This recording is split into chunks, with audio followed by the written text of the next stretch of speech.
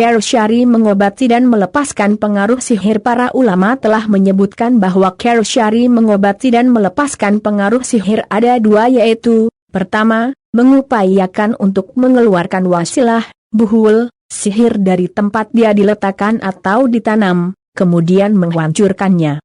Sebagaimana disebutkan dalam hadits dari Aisyah radhiyallahu anha.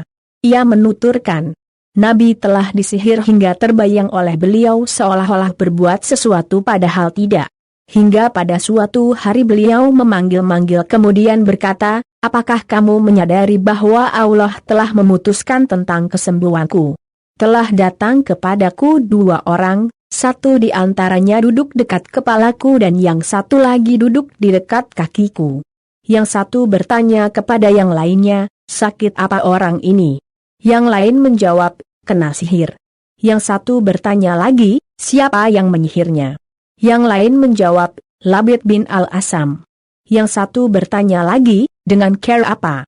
Dia jawab, dengan cara melalui sisir, rambut yang rontok saat disisir dan butik kembang kurma jantan. Yang satu bertanya lagi, sekarang sihir itu diletakkan di mana? Yang lain menjawab, di sumur Zarwan. Maka Nabi pergi mendatangi tempat tersebut kemudian kembali dan berkata kepada Aisyah setelah kembali, putih kurmanya bagaikan kepala-kepala setan. Aku bertanya, apakah telah baginda keluarkan? Beliau berkata, tidak, karena Allah telah menyembuhkan aku. Namun aku khawatir bekasnya itu dapat mempengaruhi manusia maka sumur itu aku timbun. Hadis riwayat Bukhari 3268. Kedua, ruqyah dengan ayat, zikir dan doa yang matsurah. Allah berfirman, dan kami turunkan dari Al-Quran, sesuatu yang menjadi penawar, obat, dan rahmat bagi orang yang beriman. Quran Surat Al-Isra 82. Untuk pengobatan dengan ruqyah maka ada 3 syarat yang harus dipenuhi. 1. Ruqyah dengan menggunakan firman Allah atau asma dan sifatnya atau sabda Rasulullah. 2. Ruqyah harus diucapkan dalam bahasa Arab, diucapkan dengan makna yang jelas dan dapat dipahami maknanya. 3. Harus diyakini bahwa bukanlah zat ruqyah itu sendiri yang memberi pengaruh, tetapi yang memberi pengaruh adalah kekuasaan Allah, sedangkan ruqyah hanya merupakan salah satu sebab saja. Lihat Fathul Bari X*195.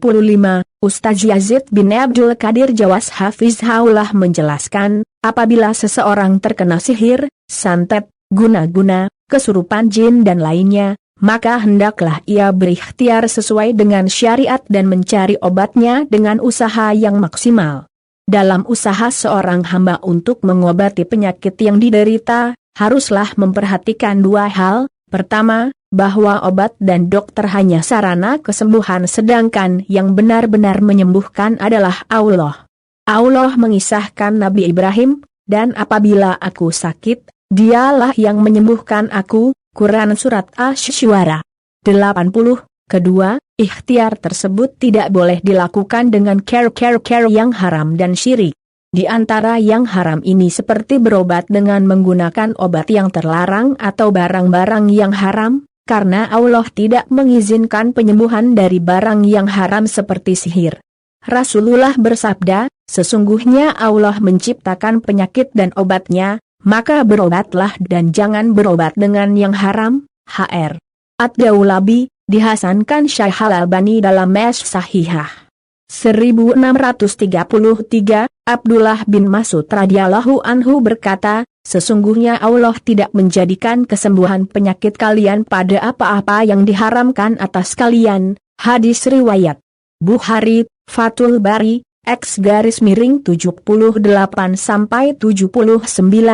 langkah yang ditempuh oleh orang yang terkena sihir, guna-guna santet, dan yang lainnya hendaklah ia berobat dengan pengobatan syari dengan cara memakan 7 butir kurma ajwah, kurma Nabi, setiap pagi, minum habatus sauda, jintan hitam, dibekam, dan diruqyah, dibacakan ayat-ayat Al-Quran dan doa-doa dari sunnah Rasulullah yang sahih, insya Allah akan sembuh dengan izin Allah. Syarh Akidah Ahlus Sunnah wal Jamaah 469-470 Semoga Allah melindungi kita dan keluarga dari pengaruh sihir.